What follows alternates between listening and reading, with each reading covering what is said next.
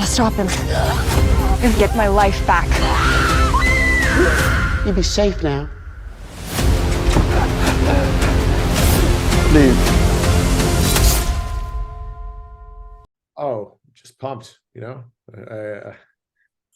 All right. Well, I gotta tell you, I just watched It's a Wonderful Life this morning, and Oh, cool. I absolutely loved it. And I liked how we took this little Christmas classic, flipped it around, and gave it the serial killer treatment. And fantastic job all around. Well, thanks, man. I appreciate you checking it out. It's a weird way to wake up, I'm sure, but I'm glad you're able to check it out. So my first question is, how did you get involved with the film? Sure. Yeah. So I made a different slasher movie previously, a movie called Tragedy Girls. It had then a couple of years later, a movie called Freaky came out. And so a lot of people were kind of saying to me like, hey, you should meet Michael Kennedy. I think you guys would really dig each other. And so we met and kind of became friends I was sort of keeping it back in my mind that, we should maybe try and find something to work on together. And I already knew the Divide and Conquer guys and had been looking for something with them and Seth Kaplan as well. And so that whole team kind of sort of had me on the list when they were looking for directors for this. And Michael had written this as a spec, and I really just fell in love with it. It's a bit more sincere than some of the stuff that I'd sort of written myself. And I kind of welcomed the sort of set of challenges that would bring. That's awesome. And I gotta say the casting is great, but before I talk about some of the main cast members, Justin Long cracked me up in his role of Henry, because he plays it off as little like a nerdy type character. He's I know he's all greedy and Gordon Gekko-ish from Wall Street, but he still brought this nerdy energy with his voice. It's all nasally.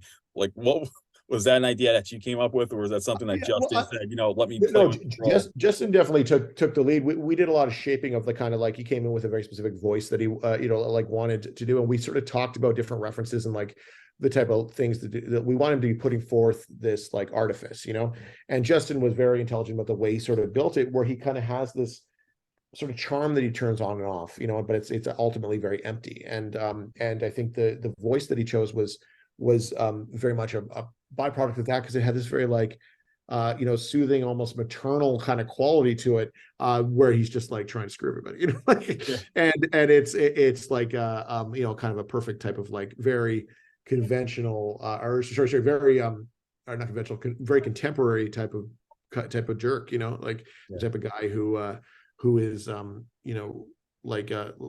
saying, oh, I'm so sorry you feel that way, but then stealing your house. Yeah, exactly. And I gotta say, kudos goes to Jane Widdop and Jess McLeod. They did such a tremendous job on this as the main two characters, and I love that they're polar opposites. What was it like working with those two? They were great. Yeah, both of them.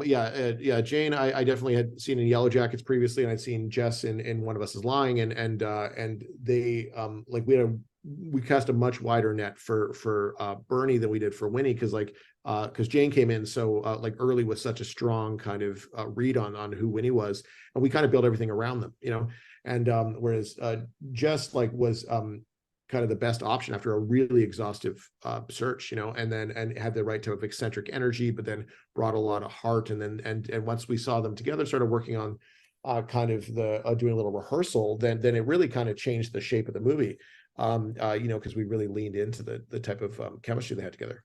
Yeah, and I gotta admit, I kind of sympathize with Bernie, because I was kind of like that as a kid, kind of like that outcast, weird type, and then as we see the flip to switch, yeah, she's still seen as the outcast, but yeah, we learned that she's smarter than we all, everyone thinks, and I think that's a really smart move to bring that, to see how we get to learn more about that character, especially because we get to see she's not as weird as people would see her to be, and she's actually pretty smart and uses and helps Winnie out, and I think that's a really smart thing that totally. And it's weirdly kind of on we definitely knew we wanted one read of it that's the very external stakes are obviously about Winnie getting back to their reality, but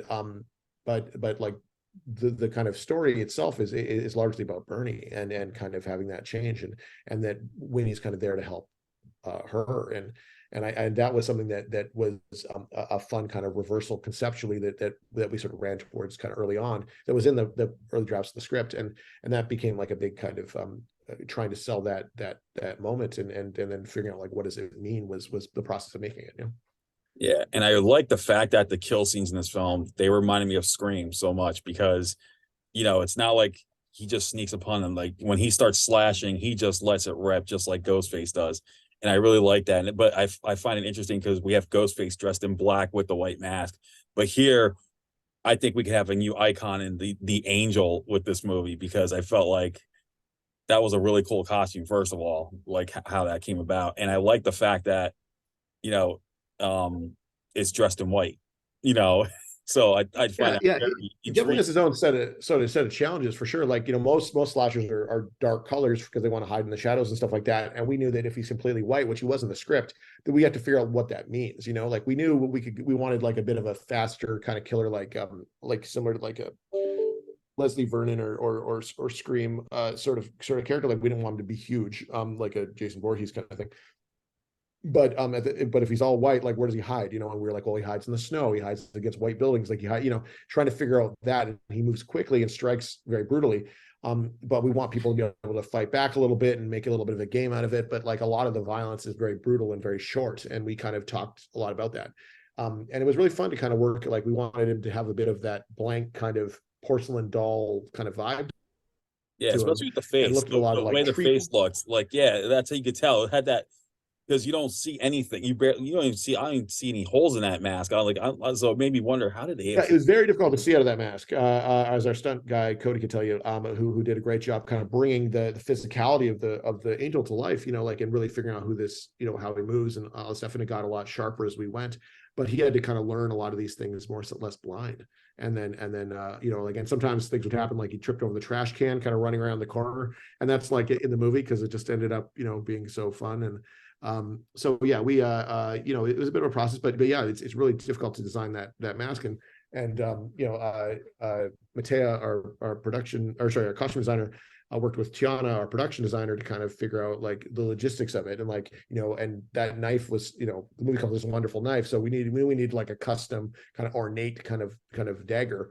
And Tiana really figured out how to make that sort of with that winged kind of look to it. And I did, yeah, I absolutely love the design of that knife.